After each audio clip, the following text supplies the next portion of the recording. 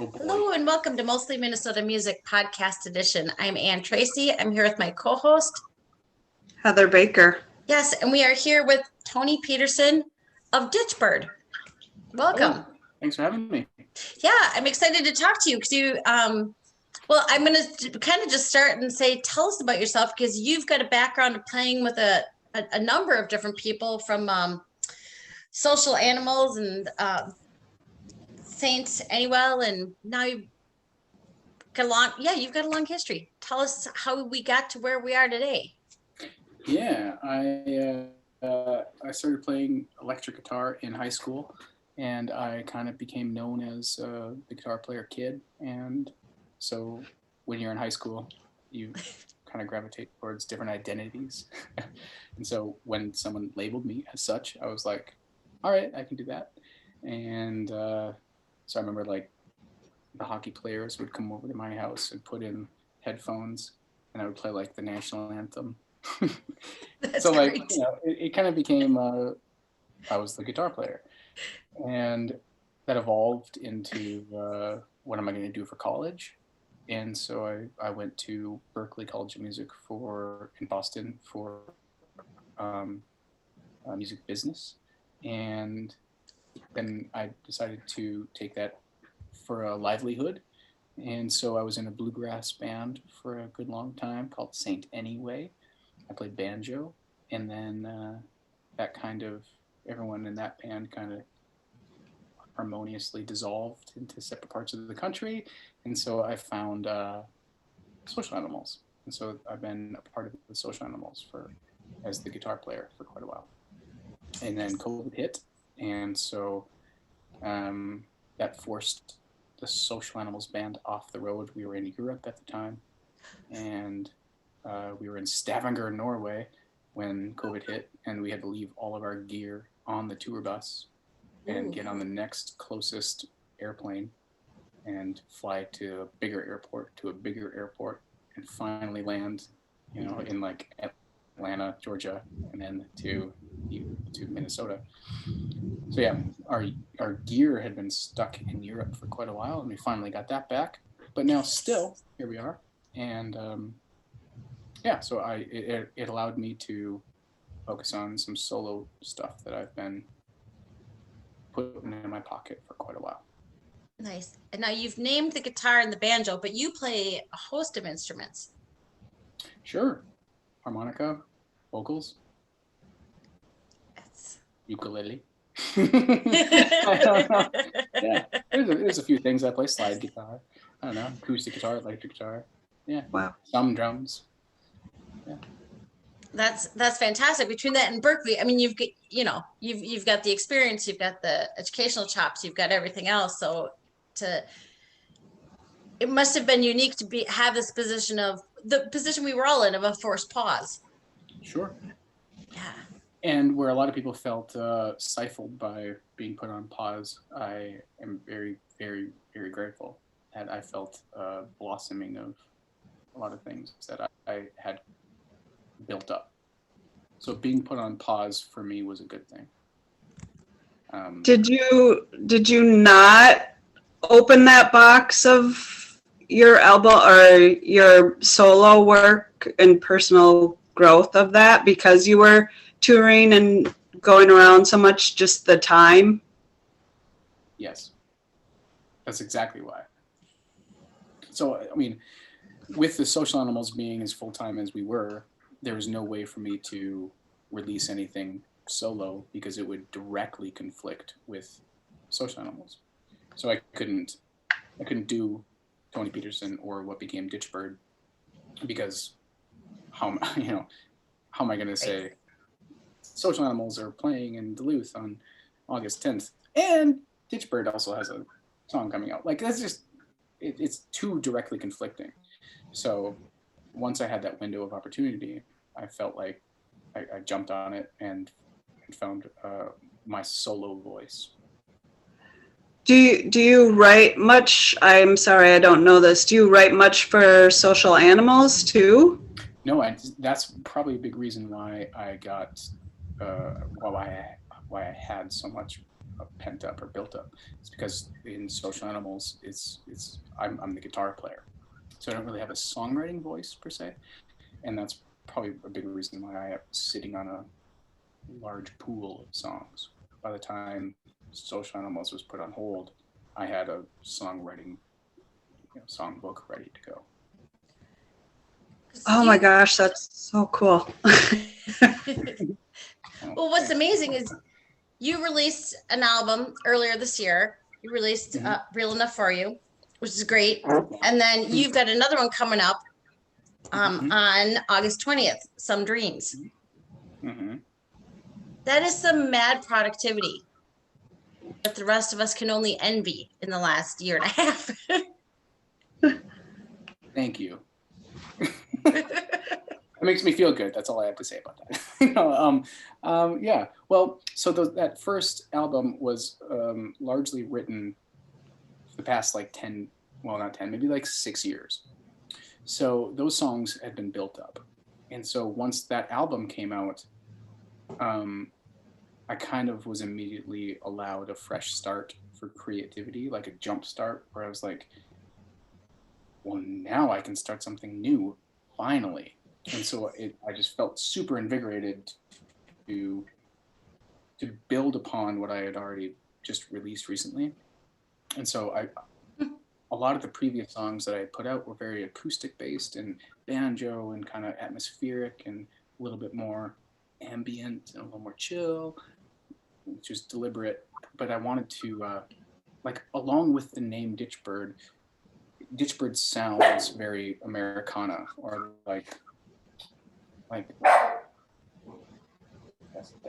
they're agreeing with you, I think. It kind of sounds a little bit rootsy, right? Like Ditchbird kind of sounds like a flower or the sunset or something. Like there's these images that you draw, and I didn't really want to be pigeonholed into a genre, because it's really hard to come up with a band name. Band names are really, really, really hard. Like Metallica, could you imagine?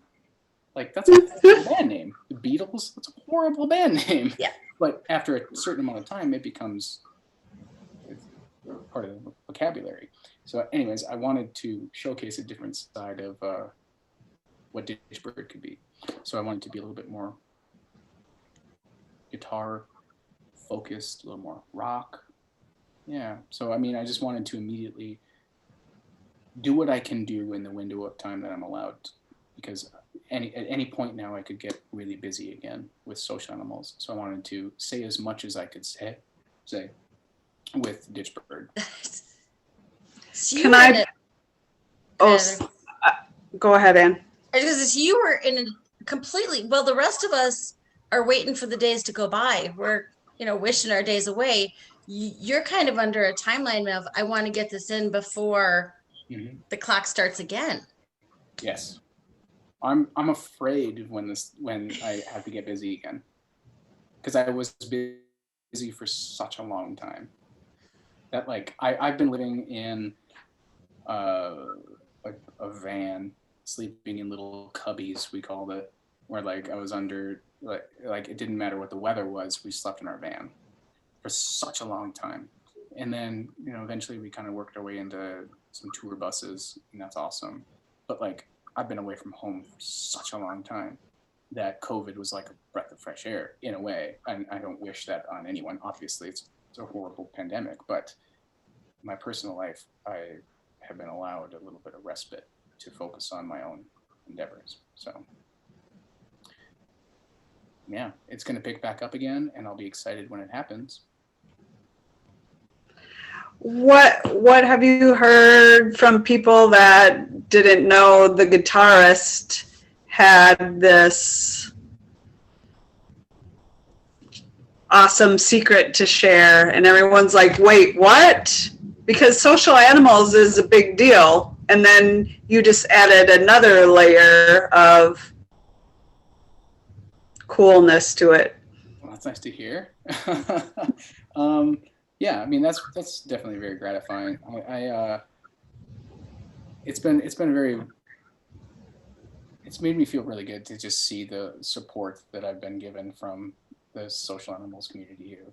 bands. You know, like I've been touring with them forever, so like it's just been really fun to show like a different side of myself. But yeah, there's been some surprised comments, I guess, that like I didn't know you could do that, but yeah, I just kind of carved my own sound out of what I can do in the meantime.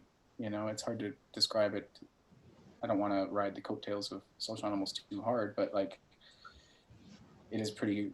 It's fun to see that crossover of fans to say, "Oh my gosh, I just thought you could only play the guitar." Yeah. How did you going back to picking a name? How did you pick Ditchbird? Ditchbird? Okay. That I in the dense part of COVID last year, like right in July when it was like in the thick of it, when you couldn't do anything, I went on a solo motorcycle trip from Minneapolis to Denver to go visit a friend because there's nothing else you can really do. And I was on a tiny little crappy motorcycle from 1982, and I still love it. I love my motorcycle more than anything. It's like, but it's a like a 400 cc, which is small. For no one who knows anything, someone who doesn't know anything about motorcycles, it's really little. And I took that thing all the way from Minneapolis to Denver, and along the way, what would happen is I took back roads, so there wasn't a lot of danger. There wasn't a lot of like oncoming traffic or anything to really be worried about on the road, except for these little birds that would shoot out of the road and come out of the ditch and be like, if you're in a car and you peg a bird, okay, so I'm super sorry for that bird. But if you're on a motorcycle and you hit a bird, you're gonna like spin out and you might hurt yourself pretty bad. So that happened to me a lot, where all these little birds would shoot out on these back roads, and that's where I came up with Ditchbird, because like it's the only scary thing that happened on like a 30-hour drive on my little motorcycle was these birds from the ditch. And that's where I was like, these little things have such an impact. Yeah, that's where Ditchbird. So I pooled a couple of friends and said, like, should it be 2 words? Should it be 1 word? And everyone said, like, 1 word is cooler. So that's where Ditchbird. I love that story. Yeah, they're scary. When you're on a motorcycle and a little bird flies in front of you, you're like, no, please don't hit my helmet. Yeah, especially that small. And speaking of your motorcycle, I just saw you post you were going over a bridge. You're really challenging yourself this year. Yeah. On your motorcycle. You don't do that, then what else am I gonna do? I only have a guitar and banjo on my motorcycle to keep me occupied. Yeah. I might ask a little bit about Heads Up, the song that you've got coming out on Friday. And Heather and I have had the privilege of listening to quite a few of these songs in advance. So thank you for that. I can't wait for other people to be able to hear it. Yeah. You've got some awesome guitar happening in that song. Mm-hmm. Thanks. That's, yeah. So, yeah, I got to really, that is definitely the most guitar friendly song that I have. I like that it starts soft with the piano, soft for a little bit, and then all of a sudden you're like, wham, okay, wake up. So I really like it. Kind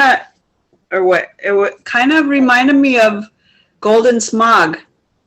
Yeah, absolutely. Out of Minneapolis, for sure. Yeah. That's like ultra, that's the best of the mixed members right there. That's Wilco and Soul Asylum, and yeah, cool. Yeah, so I'm very much in love with that sort of indie Whiskey Town, Golden Smog, Wilco kind of rootsy Americana thing, and I'm trying to marry that or blend that with this kind of silly pyrotechnic guitar playing that I like grew up doing, which is like guitar, like solo, like, you know, Weezer is doing it right now too. That's the only other band that I can think of that's kind of doing the same sort of like 80s throwback guitar solo pop.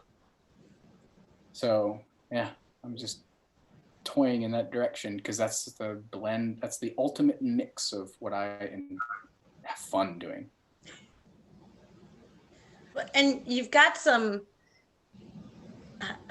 I love the accessibility of what appears to be some of the stories of the songs. You know, this idea that you could be a little less honest. Mm-hmm. You know, I think. Yeah. Okay. Yeah. So I don't know how familiar you are with like Instagram memes, the meme culture of the youth, which is beyond my youth. I'm not youthful anymore. But there's this really funny photo of this like ferret that's holding a tiny little electric red guitar, and he looks all sad. And it says like when you show someone something that you love, and they say like, "Cool." That's like kind of what that song is about in my mind, where it's like you show someone something that you love, like, hey, I wrote you a song, or I drew you a picture, and they're like, sweet, cool.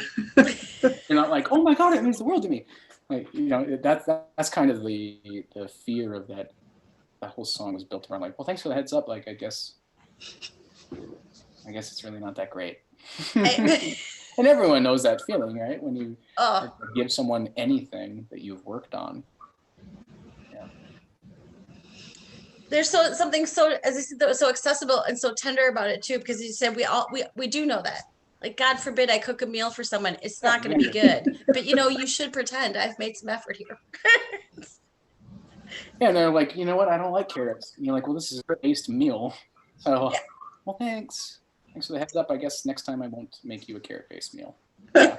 That's basically what the song is about.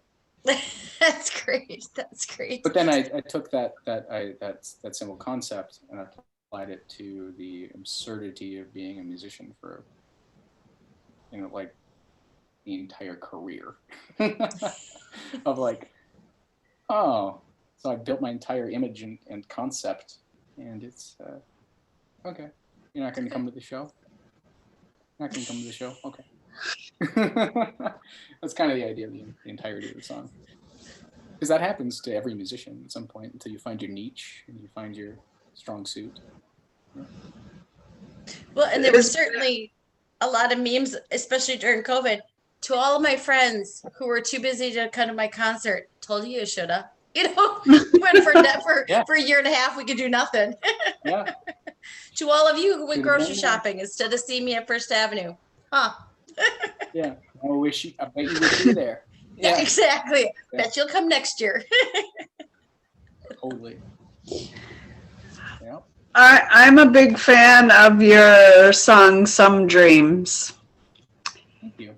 Kind of has, when I listen to it, Gary Loris and Tom Petty, but I want to hear what, when you were writing it, you have some dreams you want to take slow. I want to know what was in your head when you were writing that.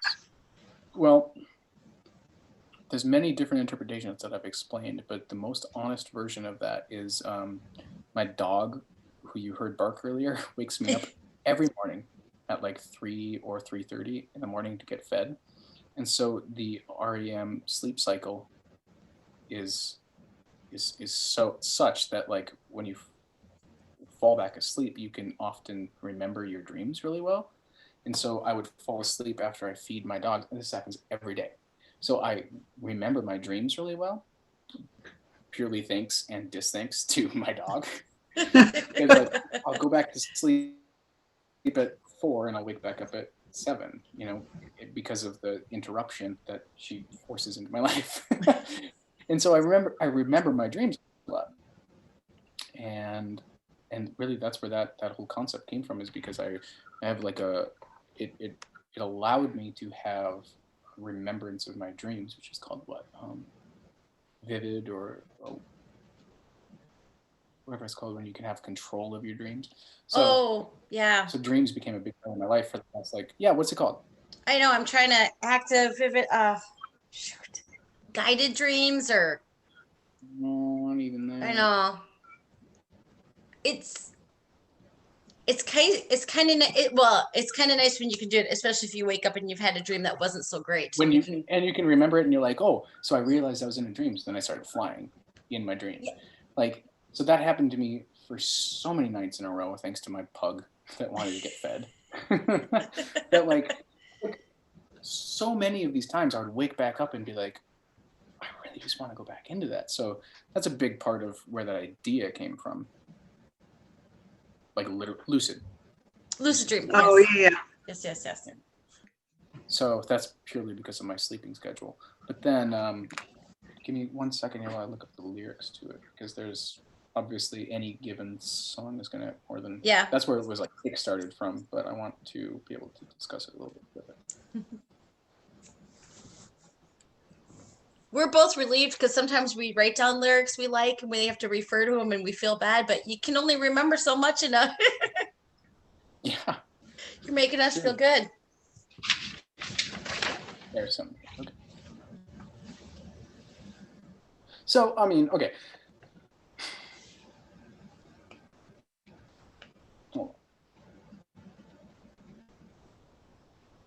It's like some of them you want to come true, some you might. Sure. Yeah. So, I mean, I don't know how else to really explain that other than you.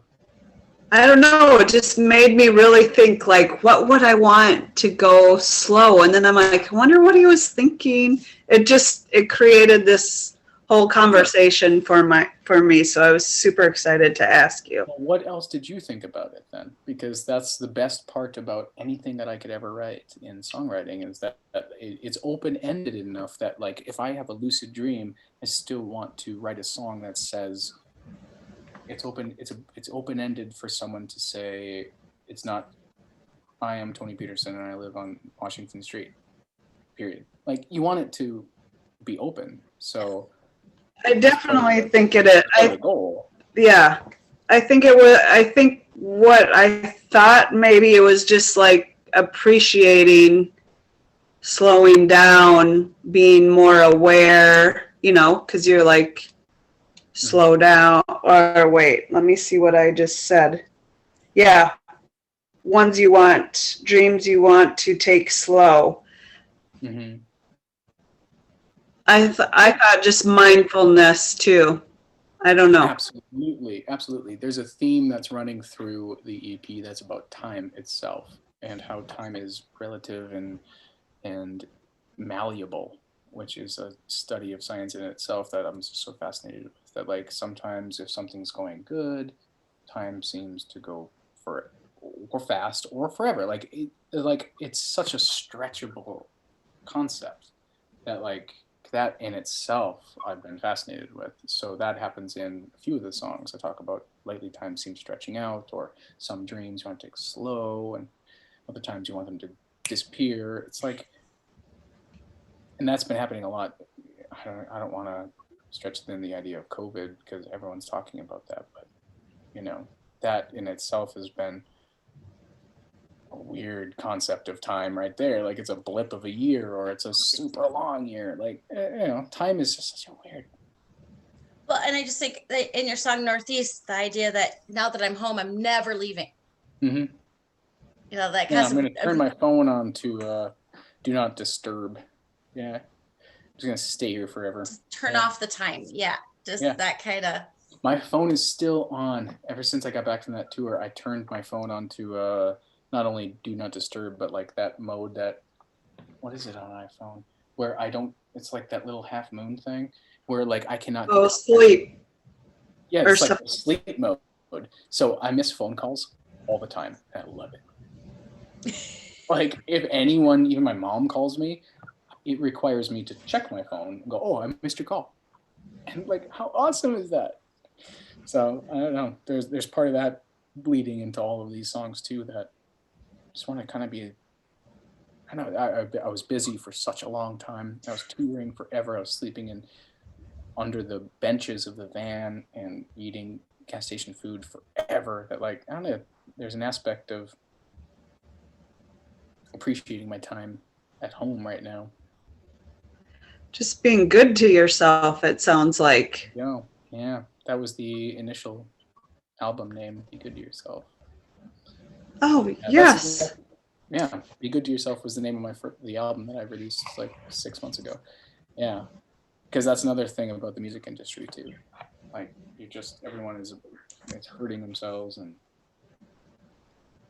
But it does feel like a lot from that Real Enough For You really does kind of speak to that notion of Heather said about be good to yourself, being, self-care. I think it's one of the instructively positive albums from that perspective, and from that perspective, I think, because I can only imagine how many volumes of songs you had to choose from, especially for the album that you put out earlier. I think you chose well the ones that people need to hear now. Thank you. I was trying to be deliberately positive. Thank you. I know. I was going to say thank you. You're welcome, I guess. Yeah. I'm glad you appreciate it. Yeah. Like, I've been reading a lot of like Buddhism books and Zen books about like, you choose your own mentality right now, and you choose if something's good or if it's bad right now. Like this moment, perfect moment is like a big part of Buddhism. And so some of those songs are about like trying to find the light in the immediate moment, even how hard it can be, especially as a musician too, where like so much of being a musician is about being like, I'm bearing my soul and everything is dark and everything sucks. So like a lot of the lyrics in this EP are about like fighting against that and trying to find that like you can be positive as a musician. You don't have to be like dark, semi, miserable human. You can still be a musician and be positive. You can leave the angst at the door. Yeah. That is something that I really, the first thing I wrote down is I'm like, this is music for everyone, because it really does speak to the day-to-day life and just, how to be positive and even just down to, sometimes sleep in a little bit if you're having a good dream. Right, exactly, yeah. Just the very... or just appreciate that and say, and pull it into your own life. I was so surprised the other day. I saw someone that had a negative comment on one of my songs that said, for Think She Was Right. And the comment was like, bunch of negative bullshit was the comment. And I was like, that dude just doesn't get what I was trying to say. Like that's not my point at all, but you're going to get that. Like I've learned that from being in the Social Animals, where once we started to get hate, we realized that we were like getting notoriety of any kind.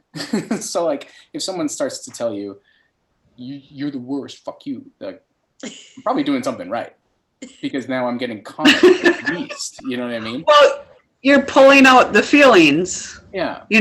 So I can't take it. So you're connecting on some level, maybe not the way you want, but we all bring our own environment, our own experience. So that's not saying what you're saying, That's why I just want to go, really?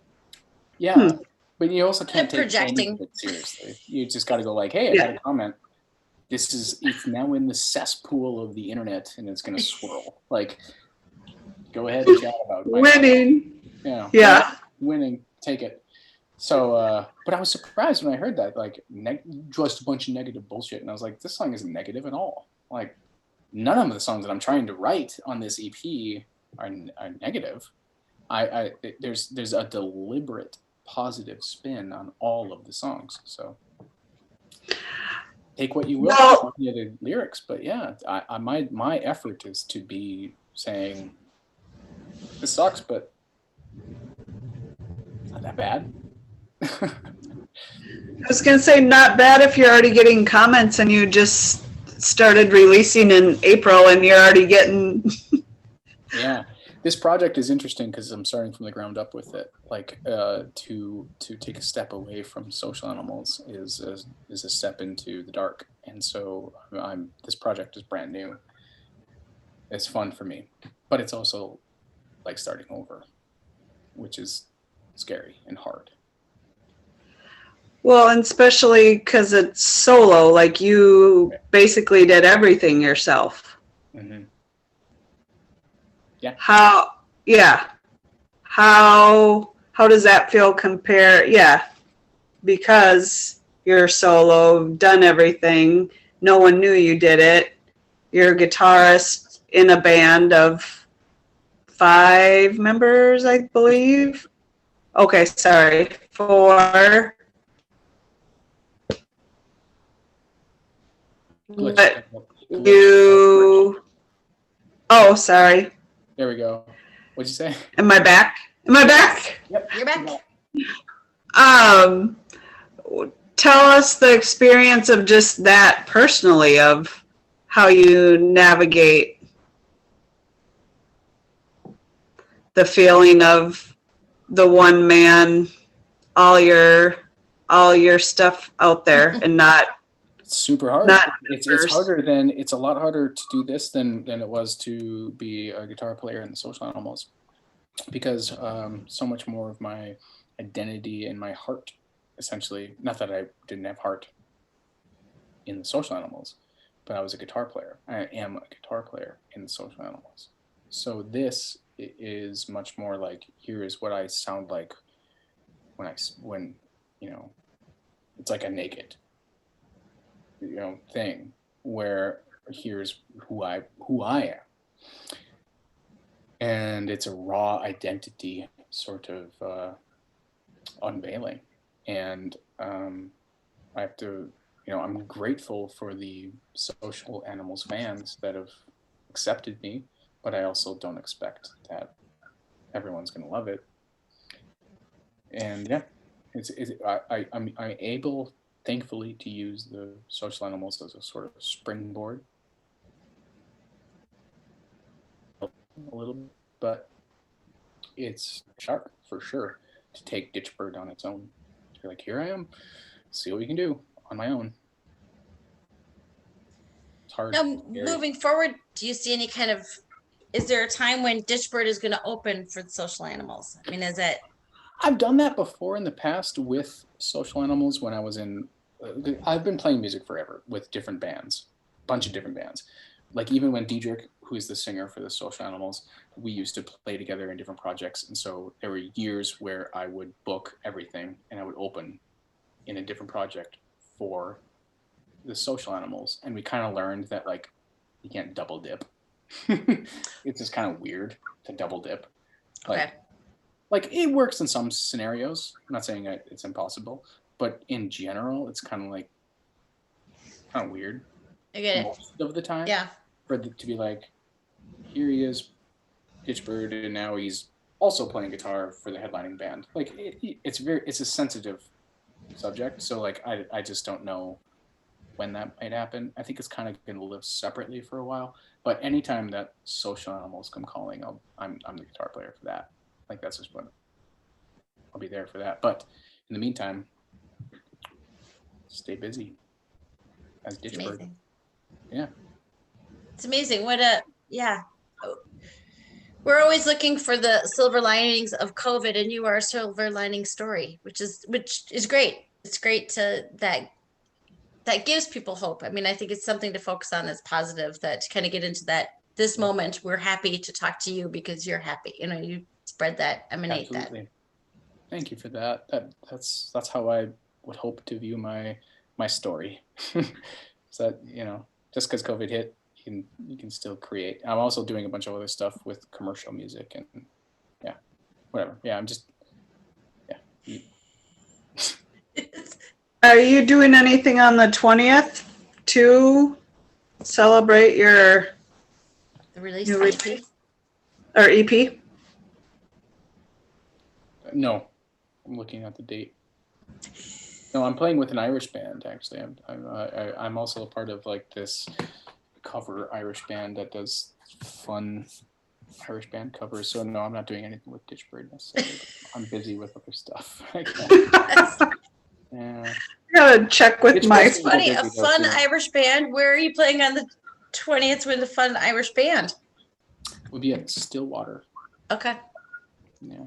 So I'm a part of a cover band that plays every now and then. But Ditchbird, I think it's gonna be time for Ditchbird to start taking more gigs.